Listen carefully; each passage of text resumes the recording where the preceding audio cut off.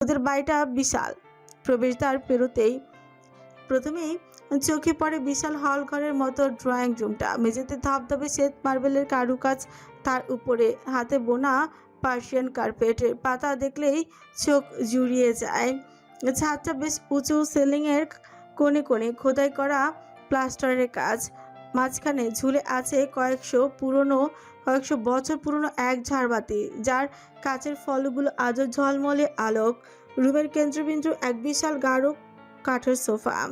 উল্টো দিকে দেয়ালে ঝুলছে হক পরিবারের পূর্বপুরুষদের তৈলচিত্র। গম্ভীর আর সম্ভ্রান্ত মুখগুলো নীরব সাক্ষী হয়ে যেন সময়ের হিসাব রাখছে। একটা টেবিলের উপর রূপোর ট্রেতে বসানো প্রাচীন ফোন সেট আর ফ্রেমে বাঁধানো পারিবারিক ছবিগুলো জানান দিচ্ছিল যে এই বাড়িতে পুরনোকে ধরে রাখার একটা চেষ্টা সব সময় আছে।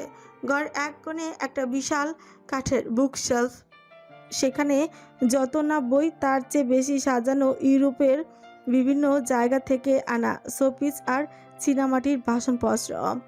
আসবাবপত্রগুলোর পালিশ আর বিন্যাসে রুচির এমন একটা ছাপ যা সহজে অন্য কোনো বাড়িতে দেখা যায় না।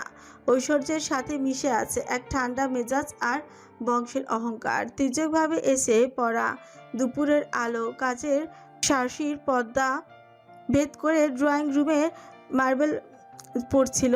ভেতরে পা রাখতে তিহুর মনটা এক পরিচিত শান্তিতে ভরে গেল। কিছুক্ষণের মধ্যেই মেয়েটা হাজির হলো শরবত আর নানান খাবারের পরশা নিয়ে।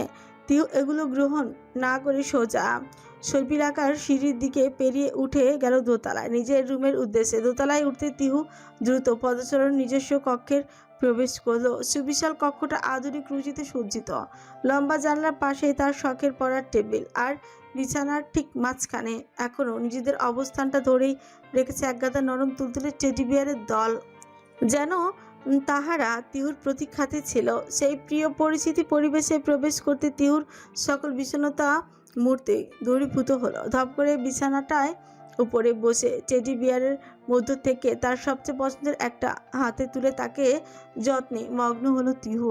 মুহূর্ত কয়েক অতিবাহিত হতে ফ্রেশ হতে চটজলদি পায়ে প্রবেশ হলো ওয়াশরুমে। ঘড়ি কাটায় 2:15।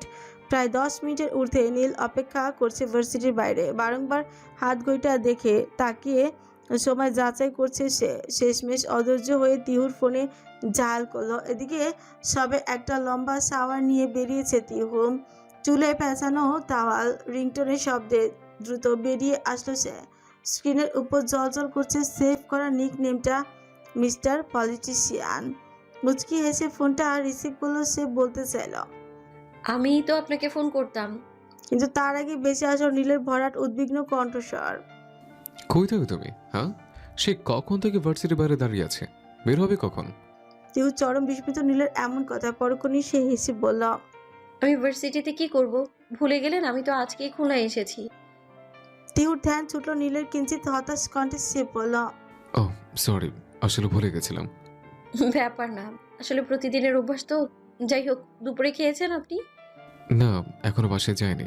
তিহু দেয়াল ঘড়ির দিকে তাকিয়ে বলল, সে কি, দুপুর গড়িয়ে গেল তো। দ্রুত বাসায় জানান, খেয়ে আমাকে জানান। না, এখনো বাসায় যাব না। কেন? সমাবেশ আছে। ওসব সমাবেশ টমাবেশ পরে হবে, আগে বাসায় যান, গিয়ে খেয়ে আমাকে আপডেট জানান, নইলে কিন্তু আমিও খাবো না। খাবে না মানে? অসুস্থ হয়ে পড়লে না একদম কানের নিচে। কিছু করতে পারবেন না মিস্টার, তাই বলছি গিয়ে খেয়ে নিন, নইলে আমি। আচ্ছা, যাচ্ছে। জলদি। হুম। ফোন কেটে দিল তিহু। বাতাসের ঝাপটায় চুল থেকে খুলে দিয়েছে তাওয়ালটা। উন্মুক্ত হওয়া বাঁধনহীন ভাবে দুলছে তারা। হঠাৎ দরজায় টোকা দেয়ার শব্দে তিহু মুচকি এসে পিছন খুলল। সঙ্গে সঙ্গে হাসি গায়েব। অন্ধকার ছেয়ে গেল মুখশ্রে। গ্রে কালার ফিচেজ শার্ট পরিহিত দীর্ঘ পুরুষের মুখের হাসি মূর্তি কেড়ে নিল তার হাসিখানা। আরাম হাসতে হাসতে এগিয়ে এসে বলল, হোয়াটসঅ্যাপ মিস তিহুরানি, ওরফে সবসময় বক বক করা তোতা পাখি। তিহু আরহামের এমন সম্বোধনে মুখ কুচকে নিল। বলল, আলহামদুলিল্লাহ। বাই দ্য ওয়ে, আপনি কখন আসলেন? এই তো এক্ষুনি। তো আমার রুমে আপনার কি? নাথিং, জাস্ট তোমার সাথে দেখা করতে আসলাম তোতা। পুনরায় এমন সম্বোধনে কুঞ্চিত ভ্রুতে আরো কুচকে গেল তিহুর। আমার নাম তিহু, আর আমাকে আমার নামে ডাকলেই খুশি হব। তিহু বলে তো সবাই ডাকে, আমি না হয় অন্য কিছুই বললাম। আর এমনিতেও তোমাকে দেখলে আমার তোতা পাখির কথা মনে পড়ে, যেভাবে বক বক করতে। তাহলে আমিও না হয় আজ থেকে আপনাকে গাধা বলেই ডাকবো। আরহাম বলে তো সবাই ডাকে। আর এমনিতেও আপনার গাধার মতো বকা আমার ভালো লাগছে না, তাই আমার রুম থেকে এখন গেলেই খুশি হব। আরহাম তার কথা অবাক হলেও তাৎক্ষণিক তা প্রকাশ না করে শুধু মুচকি হেসে মাথার পেছনে হাত রেখে বললাম, কিছুদিন পর এমনিতেও তোমার রুম আমেরিকাতে হবে ডিয়ার, আর তখন সব সময় আমাকে পাশে পাবে, সো অ্যাডজাস্ট করে নাও। তিহু অন্য মনস্ক থাকার দরুন শুনতে পেল না তার কথাগুলো। আরহাম মুচকি এসে বেরিয়ে গেল রুম থেকে। নীল সিগারেট ধরাতে গিয়ে অগ্নিশিখা বিদ্যমান সিগারেটটা হাত দিয়ে মুড়িয়ে দূরে ছুঁড়ে মারল। সঙ্গে সঙ্গে অগ্নি রেখার দাগ স্পষ্ট হলো তার ফর্সা তালুতে। পাশ থেকে ইফাস এগিয়ে এসে বলল, কি করছেন থাকি ভাই? Nothing, just leave me alone ইফাস। আউট। কিন্তু ভাই, শাট আপ স্টুপিড। আউট। ভাই রাগটা কি বাবির উপর? নো, নিজের উপর। কেন এত? নীল স্থির ইফাজের দৃষ্টিতে তাকে শান্ত হলো। নির্জীব ভঙ্গিমাতে পাশের ইজি চেয়ারটাতে বসতে বসতে বলল, ওর উপর রাগ করা আমার পক্ষে সম্ভব নয়, আমি অক্ষম তাতে। এতটা ভালোবাসেন? নিজের থেকেও। এতটা ভালোবেসে ফেললেন? নীল মলিন হাসলো। কেবিনে এসে উচ্চ কাচের বেড়া ডিঙিয়ে অপর বিল্ডিংয়ে তাকে বলল, এটা এক কিংবা দুদিনে হয়নি। মানে? ইফাস চূড়ান্ত বিস্মিত। তার জ্ঞান সীমানা অনুসারে নীল আর তিহুর বিয়ে হয়েছে সবে কিছুদিন। নীল হেসে বলল, সব প্রশ্নের জবাব হয় না। আচ্ছা ভাই, ভাবি কি আপনাকে ভালোবাসে? বাসে, তবে অপ্রকাশিত। তাহলে আপনি বুঝলেন কিভাবে? ওর দৃষ্টি সেটা বলে দেয়। বোকা নারী আমার, এটুকু বলছে না যে ওর দৃষ্টির দিকে তাকালে আমি ওর মনের অবস্থায় পড়তে পারি। আপনি সত্যি অনেক ভালোবাসেন ভাবিকে। আমি একটা ছেলে হয়ে বলছি, এতটা ভালোবাসা সম্ভব নয়। ভাবি সত্যি অনেক ভাগ্যবতী। আমরা তোমার বিয়ে ঠিক করেছি আরহামের সঙ্গে, আর এই সপ্তাহেই। নিহাল হকের কথা রীতিমতো বিস্ফোরণ হলো কক্ষ জুড়ে। সকলে হাসি মুখে তাকালো। তিহুর মাথা যেন আকাশ ভেঙে পড়লো। এক ঝলক আরহামের দিকে তাকিয়ে অকপটে সে বলল, আমি এই বিয়ে করতে পারবো না। সঙ্গে সঙ্গে আরেকটা বজ্রপাত। তবে এবার কক্ষে অন্যদের জন্য। আদ্রিতা আনো মিষ্টি হাতে তার দিকে এগিয়ে আসতে গিয়েও থমকালে। নওশাদ হক এবার বললেন, আমরা তো তোমার মতামত চাইনি। বাবার এমন কথায় চমকে তাকালো তিহু। বাবার থেকে এমন কথা কখনো আশা করেনি সে। কি আজীব, বিয়েটা তো আমার নাকি?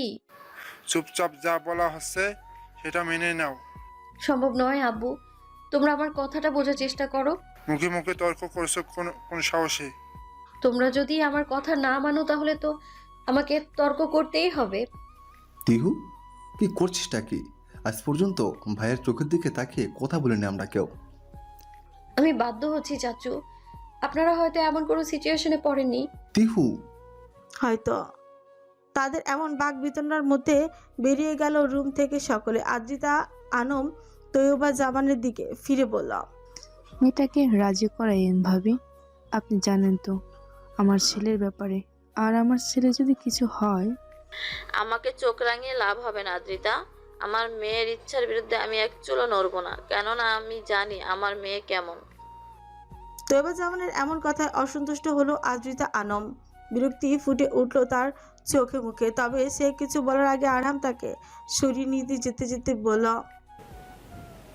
ব্যাপার না মামিমা, ও ছোট তো, এই জন্যই হয়তো এমন করছে। সমস্যা নাই, আঙ্কেলরা বুঝলেই ঠিক হয়ে যাবে। অতঃপর সে আদ্রিতা আনমের দিকে চেয়ে বলল, তুমি চলো আম্মু। তারা বেরিয়ে যেতে গর্জে উঠল নিহাল হক, বড্ড বেয়াদব হয়েছিস তুই তিহু। এই জন্য আমি ভাইজানকে বারণ দিয়েছিলাম তোকে দূরে পাঠাতে। এখানে বেয়াদবি কি দেখলেন চাচু? যেটা সত্যি আমি তো সেটাই বলেছি। বেয়াদবির প্রমাণ চাস? তোর মতো বেয়াদব আমাদের পুরো খানদানে দুইটা নাই। চাচু, তুই কি ভেবেছিস তোকে ছেড়ে দিয়েছি বলে একেবারে উঠতে দিয়েছি? একদম নয়। সার্বক্ষণিক আমাদের নজরে ছিল তোর উপর। তোর প্রত্যেকটা কুকৃতির কথা আমরা জানতাম। কি বলেছিলিস আমাদের তুই? ভার্সিটির ট্যুর, অথচ বিগত 2 মাসে ভার্সিটি থেকে কোনো ট্যুরেই যাওয়া হয়নি। দ্বিতীয়ত জাফলংয়ে ঋষাদের কোনো নানু বাড়ি নেই। তৃতীয়ত তুই যেসব কুকর্ম করেছিস আমাদের না চিনে, সেগুলো সব সম্পর্কে আমরা অবগত। তাই তুই নিজের পড়াশোনার অধিকার হারিয়ে ফেলেছিস। পাশ থেকে তিহুর মেজো ফুপু সাজরিন হক মুখ বাঁকিয়ে বলল, পড়াশোনা করতে দিয়েছিল, শান্তি হয় নাই, আবার লাং পাতাইতে গেছে। যাস নিজের লাঙ্গের কাছে, দেখি তোর লাং আর কোথা থেকে আসে। মেজো ফুপুর এমন কথায় তিহু অগ্নিঝরা কঞ্চে বলল, মুখ সামনে কথা বলো ফুপি, আমার স্বামী হয় সে। আর তাকে নিয়ে একটাও আজে বাজে কথা বলে আমি ভুলে যাব তুমি আমার কি হও। আর কি বলে তুমি এ কথা সে কোথা থেকে জানবে? মনে রেখো, সে শুধু একবার এই কথাটা জানুক, তোমাদের এই শখের হক মেনশনের রক্ত গঙ্গা বইয়ে দেব। তার এমন কথা এই রেগে গিয়ে নিহাল খান বললেন, তেউ, ওই মুখে আর একটা বড় কথা বললে টেনে ছিঁড়ে দেবো একদম। তোমাদের ভাষ্যমতে বেয়াদব যখন হয়েছি তখন আরেকটু হতে ক্ষতি কি? কিন্তু মাইন্ড ইট চাচু, আমি বাংলা সিনেমার নেকি নায়িকা নই যে আমাকে ইচ্ছার বিরুদ্ধে কিছু করতে বাধ্য করলে আমি মুখ বুজে মেনে নিব বা সুইসাইডের চেষ্টা করব। আমি সেই যে পুরনো খানদানকে নিশ্চিহ্ন করে ছাড়বো। আই রিপিট, পুরনো খানদানকে নিশ্চিহ্ন করে ছাড়বো। আর ডোন্ট ওয়ারি চাচু, এসব শিক্ষা আমি আপনাদের কাছ থেকেই পেয়েছি। বংশের মান রাখতে হবে তো। গম্ভীর নির্জীব নিস্তব্ধ এক নিশে, চারিদিক দিক থেকে ঢেকে আছে নিকষ কালো আধারে। আকাশে অর্ধচন্দ্রটাও আজ লুকায়িত মেঘের দস্যিপনায়। থমথমে অন্তরিক্ষ আজ শুধুই তিমিরাবৃত, সেটা শুধু কৃষ্ণ কালো মেঘের ঘন ঘটা। তখন থেকে রুমের দরজা বন্ধ করে বসে আছে তিহ। মা, কাকিমণি, ফুপুরা সকলে ডেকে গেলেও দরজা খুলে নিছে। ফোনটা তার থেকে কেড়ে নিয়েছে নিহাল হক। এদিকে রুমে সব কিছু তছনছ করে ফেলেছে তিহ। তবু ক্রোধ নিবারণের চেষ্টায় ব্যর্থ সে। হঠাৎ দরজা এসে কড়া নাড়ল কেউ। আফরোজা খানম খাবার এনে বললেন, আমার সোনা পুতুল, দরজাটা খোল। ভেতর থেকে ভেসে এলো তিহুর ক্রোধিত কণ্ঠস্বর, তুমি চলে যাও দাদু, চলে যাও। ঠিক তখনই আরেকটা গভীর পৌরুষ কণ্ঠস্বর কর্ণগত হলো তিহুর। দরজা খুলো তিহু, আমি তোমার সাথে কথা বলতে চাই। আরামের কণ্ঠে প্রথমে তিহু ক্ষুব্ধ হলেও পরে সুদূর প্রসারিত চিন্তা তাকে থামালো। যথাসাধ্য শান্ত হয়ে দরজা খুলল সে। আরহাম মৃদু হেসে ভেতরে প্রবেশ করতে যেতে তিহু তাকে সাবধানতার সঙ্গে বলল, যা বলার এখান থেকেই বলুন। দুকদম বাড়িয়েছে কেবল আরহাম। তিহুর এমন কথায় থমকালো সে। আচ্ছা থাক, সমস্যা নেই। তো বলো, তোমার কি হয়েছে? এমন করছো কেন? আমি এ বিয়ে করতে পারবো না। অকপচে কথাটা বলে দৃষ্টি সরল তিহু। আরহাম খানিক হেসে বলল। তারপর? আরহাম হাসিতে যেন গা জ্বলে উঠল তিহুর। ক্ষুব্ধ কণ্ঠে সে বলল, দেখুন মশাই, আপনি আমার বেয়াই লাগেন না তো মস্করা করবেন না। হেমা, ছি ছি, বিয়াই কেন হতে যাব? আমি তো তোমার এই কথাটা শেষ করতে দিল না তিহু। ক্ষিপ্ত বাঘিনী ন্যায় তার কলারে আশ্রে পড়ে চিৎকার করে বললাম, নিজের মুখ সামলান। আমার হাজবেন্ড একমাত্র নীল, ওয়াহাজ খান নীল। আমার স্বামী, আমার ভালোবাসা, আমার পৃথিবী, বুঝলেন? তার জায়গায় অন্য কেউ নেয়ার চেষ্টা করলেও এই নুরাইন ওয়াহাজ খান তাকে কাফন ছাড়াই দাফন করে দেবে। আই রিপিট, কাফন ছাড়াই দাফন করে দেবে। তিহুর উগ্রতায় চমকিত সকলে, তার চিৎকারে জড়ো হয়েছে সবাই। এদিকে তার এমন কথায় আরহাম বিস্ময় সীমা চূর্ণ করে তাজ্জব বনে গেছে। তার মানে 10টা বছর যাবৎ যাকে আরহাম উম্মাদের ন্যায় ভালোবেসেছে, সে অন্য কাউকে ভালোবাসে। তাহলে আরহামের কি হবে? না না, এটা কখনো হতেই পারে না। আরহাম পাগলের মতো হাসতে হাসতে সরে গিয়ে বলল, ইয়ার্কি স্বভাবটা তোমার আর গেল না, তাই না? ইয়ার্কি মাই ফুট, আমি ম্যারিডই। আমার স্বামী ওয়াহাজ খান নীল আর আমি তার সহধর্মিনী নুরাইন ওয়াহাজ খান, বুঝতে? কথা শেষ হলো না তার। সপাটে চর পড়লো তার বা চোয়ালে। তিহু বাকরুদ্ধ হয়ে চেয়ে রইল শুধু। যখন দেখলো চর প্রদানকারী ব্যক্তিটি তার ছোট চাচু, যিনি কখনো তিহুর গায়ে ফুলের টোকাও দেননি। তবে দমল না তিহু। মুহূর্তে কয়েকের বিস্ময়ত ছাপে গর্জে উঠল সে। বিয়ে তো আপনারাও দিতে যাচ্ছেন, তবে আমি বিয়ে করলে ক্ষতি কি? পর মুহূর্তে নরম কণ্ঠে সে বলল, বিশ্বাস করুন চাচু, নীল আমাকে খুব ভালোবাসে আর আমিও। বিশ্বাস করুন, ও ছাড়া আর কেউ কখনো আমাকে সুখী করতে পারবে না চাচু। আপনি শুধু একবার ওকে ফোন দিন, ওর সাথে কথা বলুন একবার, দেখবেন সবটা বুঝতে পারবেন। প্লিজ চাচু, প্লিজ। তার এমন কথায় মন এক ফোঁটাও গলল না নিহাল হকের, বরং তিনি আগের থেকে দ্বিগুণ ক্রোধিত কঞ্চে বলেন। নিশাদ, নিশাত মজুমদার তানহাকে খাওয়াচ্ছিলেন, এটো হাতে দৌড়ে এসে তিনি বলেন, জি। তুমি আজকে তিহুর কাছে ঘুমাবা, আর যদি কোনো ঝামেলা হয় তোমাকে কিন্তু। নিশাত মজুমদার বাধ্য মেয়ের মতো মাথা নাড়ে শুধু। নিহাল হক পাশ থেকে নওশাদ হকের উদ্দেশ্যেই বললেন, ভাইজান, কাল সকালের ভিতরে আমরা বিয়ের ব্যবস্থা করব, যত দ্রুত সম্ভব। আপনি কি রাজি? মেয়ের মায়াবী মুখশ্রীর দিকে তাকে বুকের ভিতর কেমন ধক করে উঠল নওশাদ হকের, তবুও নিজেকে যথেষ্ট গম্ভীর রেখে রাজভারী কণ্ঠে সে বলল। হ্যাঁ। তিহু বদ্ধ দরজার ওপাশ থেকে বলল, যতই চেষ্টা করো তোমরা কিচ্ছু করতে পারবে না। ভালোভাবে বলেছি, বোঝার চেষ্টা করনি, তাহলে নিজেদের শখের হক মেনশনকে রক্তে রঞ্জিত দেখার জন্য প্রস্তুত থাকো। জেনে রাখো, নীল আসবে, আসবেই। দীর্ঘ এক সমাবেশের হাঙ্গামা শেষে বাড়ি ফিরল নীল। তিহু না থাকায় বাড়ি ফেরার তাড়াও কমেছে তার। আজকে তো কেউ আর চাতক পাখির ন্যায় চেয়ে থাকবে না, অপেক্ষমান রইবে না বেলকুনিতে। ফোঁস করে একটা দীর্ঘ নিঃশ্বাস বেরিয়ে আসলো নীলের বুক চিরে। রুমে এসে ফ্রেশ হয়ে সবে রাতের খাওয়াটা সেরেছে নীল। ছাদ খোলা বেলকুনিতে এসে দাঁড়িয়েছে মাত্র, হঠাৎই সে বলল, নূর, ফোনটা দিয়ে যাও তো। অনেকক্ষণ হয়ে গেল, অপর পাশ থেকে কোনো জবাব না আসায় ফের সে ডেকে উঠল। নূর। পরক্ষণই মনে পড়ল তার নূর এখানে নেই। মলিন হাসল নীল। কি অদ্ভুত, একদিনের এই শূন্যতাও জনম জনমের ন্যায় লাগছে। মনে হচ্ছে মাঝে কেটেছে কত শত যুগ যুগান্তর। আনমনি মুচকি এসে নীল বলে উঠল, তুমি আমার অভ্যাসে পরিণত হয়েছে নূর, তবে ভালো অভ্যাস নয়, বদ অভ্যাসে। আর তার তীব্রতা এতটাই যে আমি চাইলেও বদলাতে পারবো না। কি বলি? ক্ষিপ্ত বাঘনির ন্যায় তিহু এমন ব্যাকুল স্বরে তার দিকে ঘুরে তাকালো নিশাত মজুমদার। জি। তোমার কি মনে হয় আমি কি খুব বড় পাপ করে ফেলেছি? বিশ্বাস করো, ও যদি ওই দিন আমাকে না বিয়ে করতো, পরবর্তীতে আমার আরো অনেক সমস্যা হতো। একটাবার আমাকে বোঝার চেষ্টা করো তোমরা। আমি জানি মা, কিন্তু আমার তো হাত পা বাঁধা। আমায় একটা সাহায্য করবে কাকিমণি? কি সাহায্য? তোমার ফোনটা একবার আমাকে দেবে? বিশ্বাস কর মা, আমার ফোন আমার কাছে নেই। তোর চাচ্চু সেটা সকালেই নিয়ে গেছে আমার কাছ থেকে।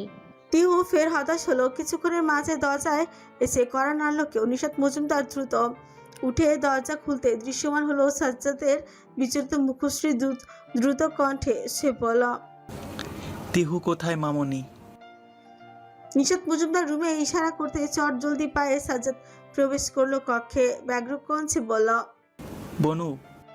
ভাইয়ের কণ্ঠে ঘুরে তাকালো তিহু। সাজ্জাদকে দেখে দ্রুত দৌড়ে এসে বলল, ভাইয়া। সাজ্জাদ হাত বাড়িয়ে আগলে নিল তাকে। সাজ্জাদ তিহুর বড় ফুপুর বড় ছেলে।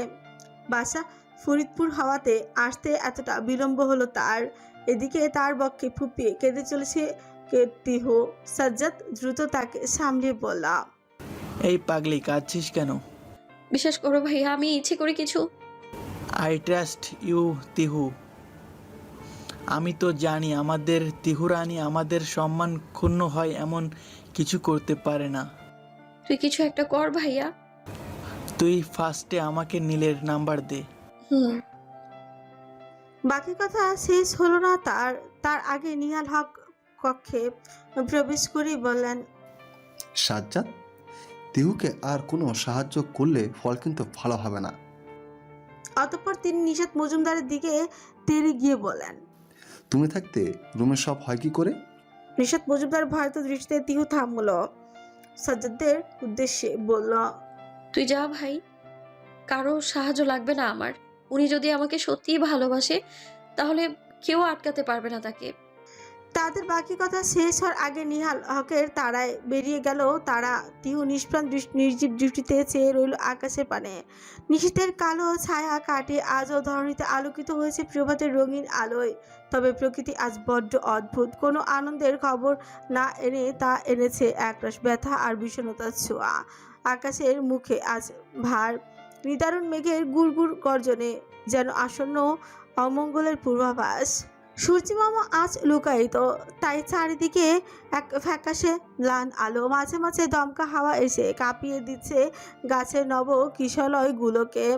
আর সেই সঙ্গে দু এক ফোঁটা বৃষ্টি জানান দিচ্ছে তার অদম্য উপস্থিতি। এই থমথমে তিক্ত আবহাওয়াটাই হক মেনশনের প্রতিটি কোণে যেন এক অব্যক্ত যন্ত্রণার সুর তুলছে। এই গুমট আবহাওয়ার মাঝেও ম্যানশনের ভেতরে চলছে তোড়জোড়, কিন্তু সেই তোড়জোড়ে নেই কোনো উল্লাস, শুধু কৃত্রিম আলোর ঝলকানি আর দামি শাড়ি আর গয়নার চাকচিক্য ব্যতীত সবাই আজ যেন মৃত্যুপুরীর মতো নিরানন্দ, অর্থহীন। একদিকে করের সাজের আয়োজন, অন্যদিকে পরিবারের মুখগুলো থমথমে পাথরের মতো। নিহাল হক আর নওশাদ হকের গাম্ভীর্যপূর্ণ চাহনি যেন বাতাসে বিদ্যুৎ সঞ্চার করছে। চাপা ফিসফিসানি, সতর্ক চলাফেরা আর গুমট নীরবতা, এটাই যেন আজকের বিয়ের আসরের প্রধান সুর। সকলের চোখে ভয় আর অনিশ্চয়তা, কখন কোন দিক দিয়ে ঘটে যায় ঘটনা। ফুলের মালাগুলো যেন আজ প্রাণহীন, কেবল মাঝে মাঝে বাইরের দমকা বাতাসে ছনছন শব্দ আর নিস্তব্ধতার ভীতি, এই নিয়েই তৈরি হয়েছে এক অনিবার্য পরিণতির মঞ্চ। সকাল থেকে তেজস্বী তিহু চুপচাপ, কোনো কথা বলছে না। কলের পুতুলের ন্যায় যান্ত্রিকতা গ্রাস করেছে তাকে। তার মনে দৃঢ় বিশ্বাস নীল আসবেই। কেন, নীলই তো একদিন তাকে বলেছিল সে যেখানেই যাক নীলের দৃষ্টি অন্তরাল কখনো যেতে পারবে না। তবে আজ কেন টের পাবে না নীল? তাই যত যাই হোক, তিহু জানে নীল আজ আসবে। তার মানে নীল আসবেই। এদিকে পিচ ঢালা ধুধু পথের উপর দিয়ে সর্বোচ্চ গতিতে এগিয়ে চলছে একখানা কালো এসইউভি। গতি যেন বাতাসের সঙ্গে পাল্লা দিচ্ছে। গাড়ির কাজ ভেদ করে তার গন্তব্যের দিকে ছুটে যাওয়ার উন্মত্ততা স্পষ্ট বোঝাই যায়। খুলনার কাছাকাছি এখন তাদের অবস্থান। স্টিয়ারিংয়ে ঢাকা, হাতখানা শক্ত চোয়াল, তীক্ষ্ণ দৃষ্টিতে ঝরে পড়ছে আগ্নেয়গিরির উত্তপ্ত লাভা। কপালের সূর্য ব্যান্ডেজে রক্তে রঞ্জিত তাজা শুকনো রক্ত কণাগুলো চুইয়ে চুইয়ে পড়ছে সেখান থেকে। একটা নির্ঘুম রাত, একটা বিশাল রাজনৈতিক দাঙ্গা হাঙ্গামা, একটা অনাকাঙ্ক্ষিত আক্রমণ পেরিয়ে সে এগিয়ে চলেছে কাঙ্ক্ষিত গন্তব্যে। এতক্ষণে তার পৌঁছে যাওয়ার কথা, কিন্তু পথেই তাহার জন্য পাতা ছিল এক শীর্ণ ফাঁদ। রাতে যখন নিজের কাছে কাঙ্ক্ষিত নাম্বারটি থেকে ফোন আসে আর সে রওনা দেয় গন্তব্যের দিকে, ঠিক তখনই মাঝে ঘটে অনাকাঙ্ক্ষিত ঘটনা, দিবা ঘটিত রাজনৈতিক হাঙ্গামা।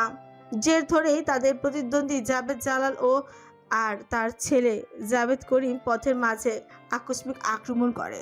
সে আকস্মিক আঘাতের ফলে নীলের এই ক্ষতবিক্ষত অবস্থা খানিক বিলম্ব হলেও অবশেষে সেটি এসে পৌঁছালো কাঙ্ক্ষিত গন্তব্যে।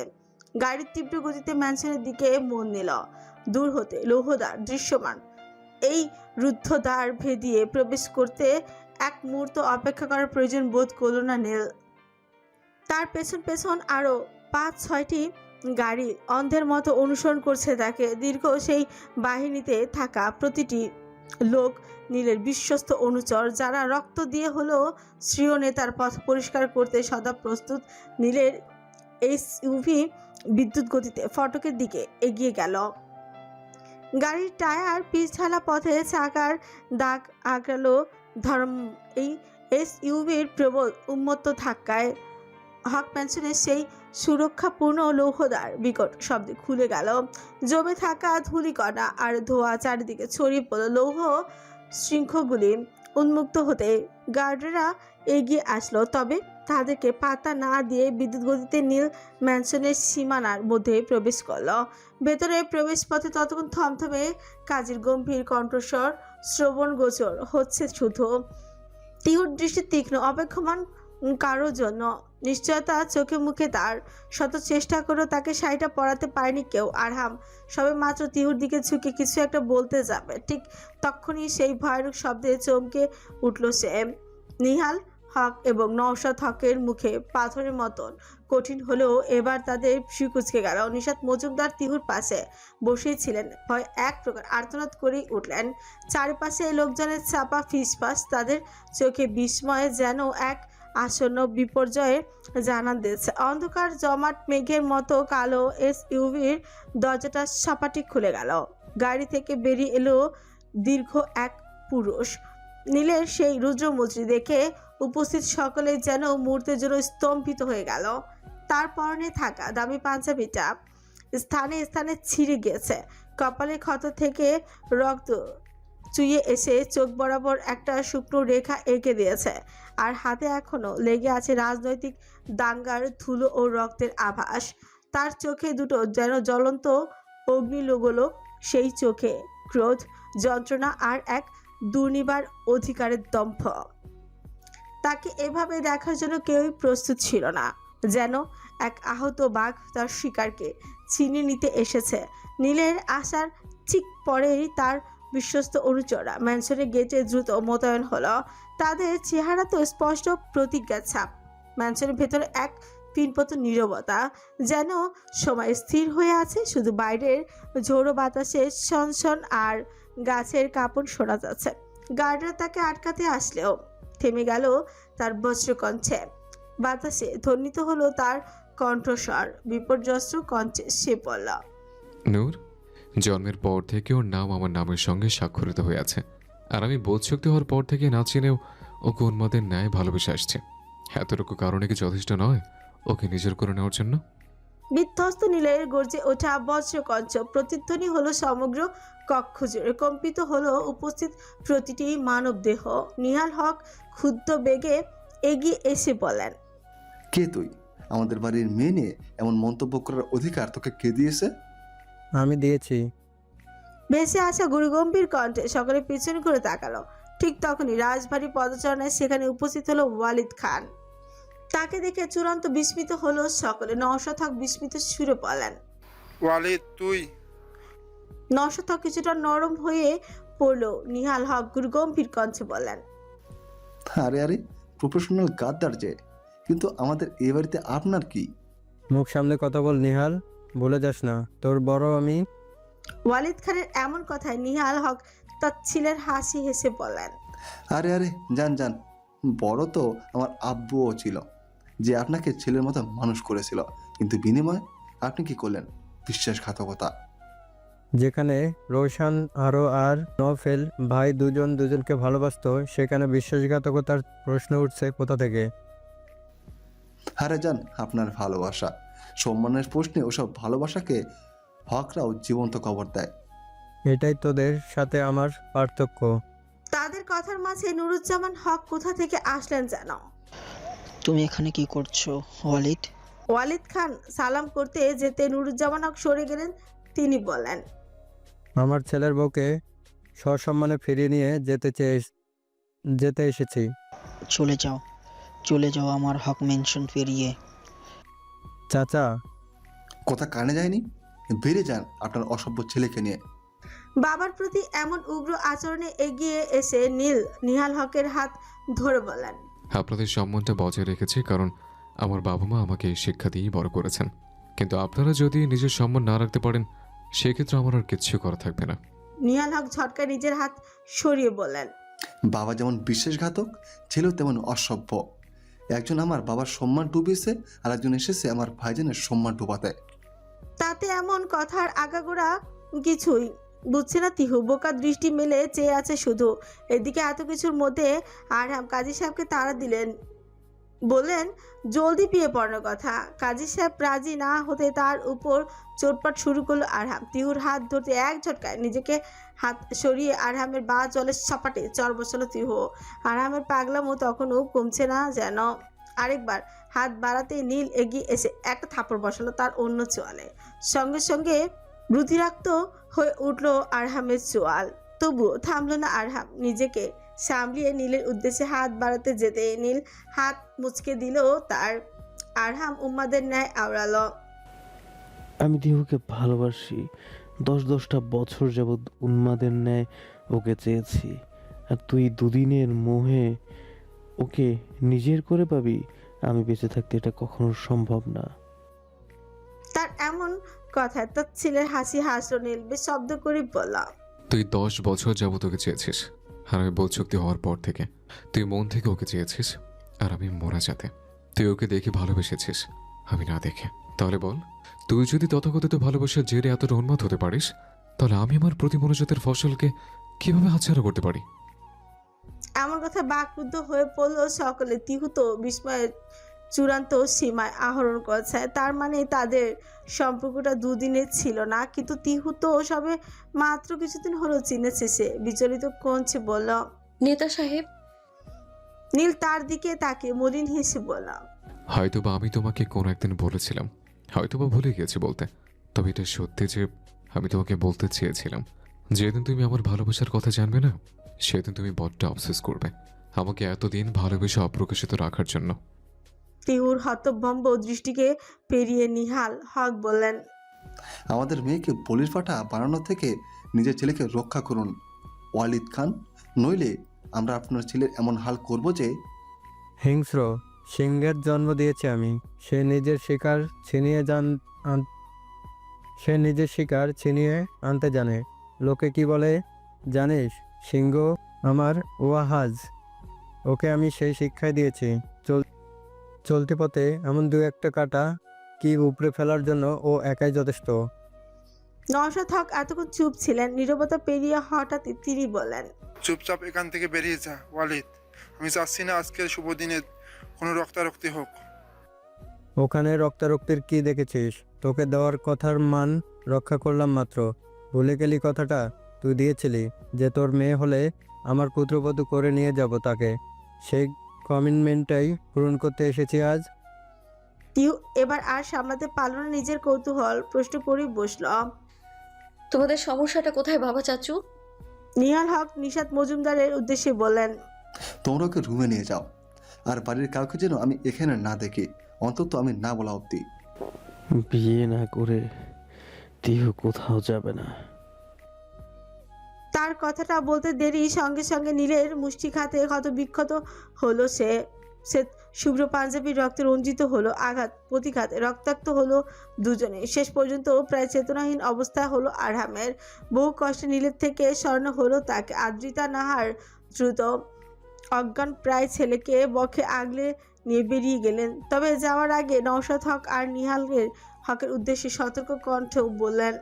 আপনাদের পারিবারিক সমস্যার জন্য আমার ছেলে যদি কিছু হয়, আমি কিন্তু আপনাদের ছেড়ে কথা বলবো না। তারা চলে যেতে নীল তিহুর হাত আঁকড়ে ধরে বলল। চলো। তিহু তার ক্ষতবিক্ষত হাতের দিকে চেয়ে বলল। আপনার হাত আঘাতপ্রাপ্ত নেতা সাহেব। নিহাল হক তিহুকে ছাড়াতে যেতে নীল তাকে ছটকা মেরে সরিয়ে বলল। আমার হালাল নারীকে, আমার মনোজাতের ফসলকে আমি নিয়ে যাচ্ছি।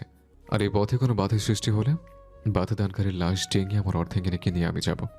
তাতে যদি সমগ্র হক গোত্র মৃত্যুপরিতে পরিণত হয়, তাতে আমার কিচ্ছু যায় আসে না। নিহাল হক ছিটকে পড়েছেন। তিহু এক প্রকার কাউকে না দেখার ভান করে বেরিয়ে গেল নীলের হাত ধরে। সমস্ত পিছু টান পেরিয়ে সব বাধা ডিঙিয়ে এসে এগিয়ে চলল নিজের আপন ঠিকানায়। তাদের পিছু পিছু এগিয়ে গেল প্রত্যেকে। বাধা প্রদানকারী প্রতিটি শক্তিকে প্রতিহত করলো নীলের বাহিনী। নিহাল হককে সামলানো ও নওশাদ হক ইশারায় চুপ বোঝালেন। দাবা চাল এখনো বহুত বাকি। এত সহজে তাদের প্রতিহত করার চেষ্টা নেহাতেই বোকামি হবে। ধৈর্য নিয়ে খেলতে হবে এই খেলা। নীল উঠেছে ইফাজের গাড়িতে। ফেরার পথে আর কোনো বাধা চায় না সে। তার গাড়িটাও প্রায় ভঙ্গুরি বলা চলে। তার উপর সে নিজেও ক্ষতবিক্ষত, তাই তিহুকে নিয়ে কোনোরকম ঝুঁকি নিতে নাড়াচ্ছে। গাড়ি চলছে কাঙ্ক্ষিত গন্তব্যের উদ্দেশ্যে। ব্যাক সিটে পাশাপাশি বসে আছে নীল, তিহু, ড্রাইভিং সিটে ইফাজ। ব্যাস তিনজনই। গাড়ির মাধ্যম গতিতে চলমান। নীলের আঘাতপ্রাপ্ত স্থান থেকে এখনো চুইয়ে চুইয়ে পড়ছে রক্ত কণা ধারা। তিহু ব্যতিব্যস্ত কঞ্চে পড়ল। আপনার রক্ত? তিহুর ব্লাডের যে ফোবিয়া আছে এটা নীলের ভালো করে জানা। তবে গভীর মুখে সে হাত ছাড়াতে গেলে তিহু দ্রুত তার হাত আটকে বলল। দেখি কতটা কেটেছে। খুব যন্ত্রণা করছে তাই না? বোধহয়। সে নীলের দিকে তাকাতেই মলিন হাসল নীল, যেন তার ছিল ঝরে পড়ছে তাতে। সামান্য কেটেছে বলে এতটা উদ্বিগ্নতা? অথচ তোমার অব্যক্ত অনুরক্তের কারণে যে তিলে তিলে আমার হৃদক্ষরণ হচ্ছে, এর থেকে শত সহস্রগুণ যন্ত্রণা আমি প্রতি মুহূর্তে অনুভব করছি। সেদিকে কোনো খেয়াল আছে তোমার? নীলের কথার মর্ম না বুঝে তার দিকে বোকা দৃষ্টি মেলে চেয়ে রইল তিহু। নীলের তার ছেলে হাসি উষ্ঠ ধরে প্রসারিত হলো। দৃষ্টি সরিয়ে বাইরে পানে চাইল সে। তিহু উদাসীন দৃষ্টিতে চেয়ে রইল তার দিকে। ঘুমন্ত ঘুম ভাঙতেই নিজেকে নরম কোমল কাঙ্ক্ষিত বিছানা আবিষ্কার করলো তিহু। চারিদিকে চোখ বুলিয়ে বুঝলো এটা নীলের কক্ষ। আশেপাশে পরিচিত জনের উপস্থিত। দ্রুত গতিতে বিছানায় উঠে বসলো সে। মির্জার সূচনা দ্রুত এগিয়ে এসে বললেন, সামলে সামলে, আস্তে উঠ। ইস, একদিনই কি অবস্থা হয়েছে চেহারার। মির্জা সাইমা দ্রুত শরবতের গ্লাসটা এগিয়ে দিয়ে তিহুর মুখে সম্মুখে ধরে বললেন, প্রথমে এটা খেয়ে নে, পরে কথা হবে না হয়। তিহু সেটা গ্রহণ করতেই রুমিনারা সঙ্গে একাধিক পরিচারিকা নিয়ে ফলের পসরা সাজিয়ে বসলেন। গদাখানিক ফল তার সম্মুখে নত করে স্নেহময়ী কণ্ঠে শাসনের স্বরে বললেন, শরবত খেয়েই প্রথমে এগুলো খাবি? তিহু হাসলো খানিক। এতগুলো প্রাণে ভালোবাসা, এমন স্বার্থহীন দরদ পরিবারের লোকগুলোর পরে এদের কাছ থেকে পেয়েছে সে। তিহু অবশ্য নিজ পরিবারের লোকগুলোই তো। দীর্ঘ নিঃশ্বাস বেরিয়ে এলো তিহুর বক্ষ ভিজিয়ে। হঠাৎই একজন পরিচারিকা দৌড়ে এসে মির্জা সূচনার উদ্দেশ্যে বললেন, বড় আম্মা দ্রুত চলুন, একজন মহিলা এসেছেন আপনার সাথে দেখা করতে। পারিবারিক কি সমস্যা নিয়ে বললেন? মির্জা সূচনা এখানকার মহিলাদের বিভিন্ন সমস্যার নিষ্পত্তি করে থাকেন। বলতে গেলে প্রতিদিনই জন দশেক মহিলার সাথে বৈঠক হয় তার। কথাটা কর্ণপাত হওয়া মাত্র উঠে দাঁড়ালেন তিনি। শাড়ির আঁচল খুব যত্নের সাথে কাঁধের উপর তুলে নিলেন। অতঃপর মির্জা সাইমা আর রুমিনারার উদ্দেশ্যে তিহুর খেয়াল রাখার দায়িত্ব অর্পণ করে রাজবাড়ি প্রচারণা প্রস্থান করলো। সেইখান থেকে মির্জা সূচনা যাওয়ার পরই খাবার গরমের উদ্দেশ্যে বেরিয়ে গিয়েছে মির্জা সাইমাও। কক্ষে এখন শুধুমাত্র তিহু আর রুমিনারা খান। রুমিনারা তিহুর কপালে হাত ছিকিয়ে বলল, শরীরের তাপমাত্রা তো ঠিকই আছে, তাহলে খাচ্ছিস না কেন মা? খেয়ে নে, না হলে আবার অসুস্থ হয়ে পড়বি।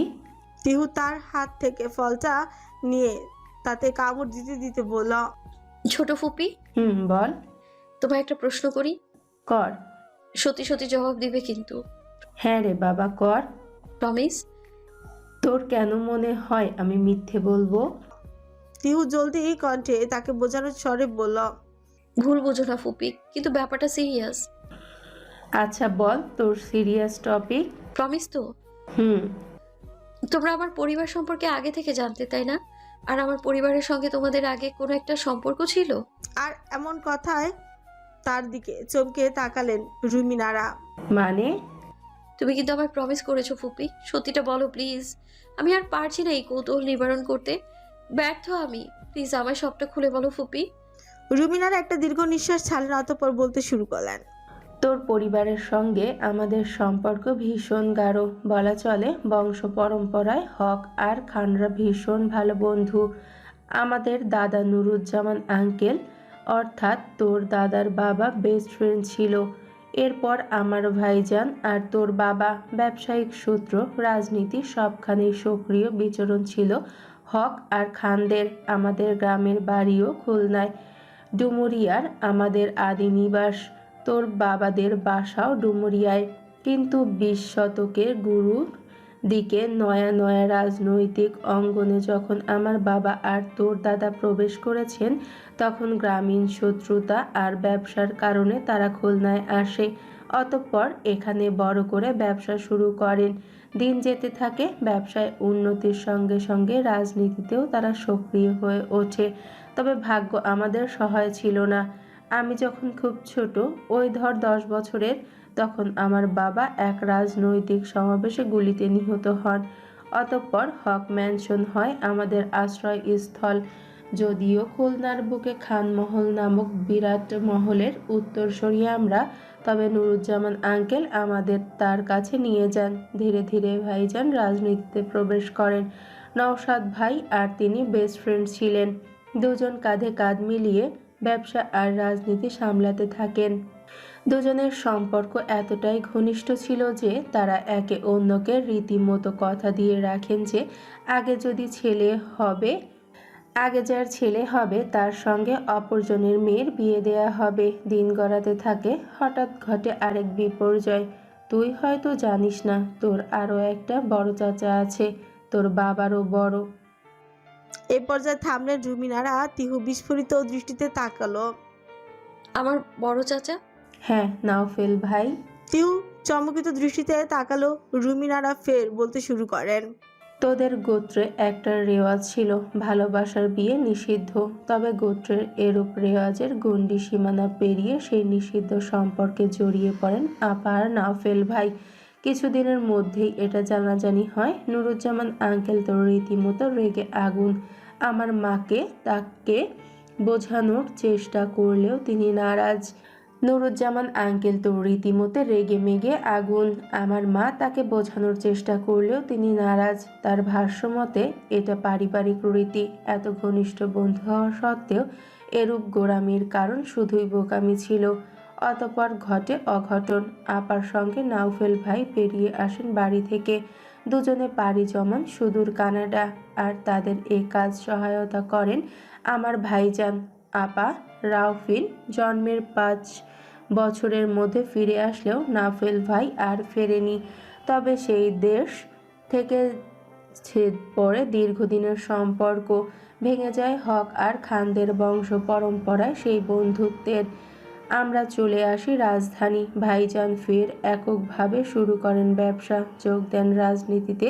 ধীরে ধীরে আমাদের অবস্থার উন্নতি থেকে বর্তমান এখানে আমরা। তবে এত কিছুর মাঝেও ভাইজান বন্ধুত্বের ওয়াদা ভঙ্গ করেননি।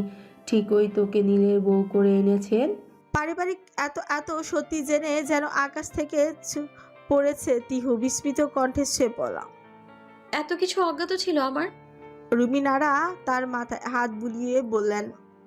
তবে এত সত্যর মধ্যে চিরন্তন সত্য হলো নীল তোকে ভালোবাসে, উম্মাদের মতো ভালোবাসে। দেখ আমি তোর ফুপ্পি হয়ে বলছি, নীল তোকে বড্ড ভালোবাসে। যেখানে ওর বয়সী ছেলেরা মেয়েবাজি করত সেখানে ও তোর অপেক্ষায় ছিল। কখনো অন্য কোনো মেয়ের দিকে ফিরেও তাকায়নি।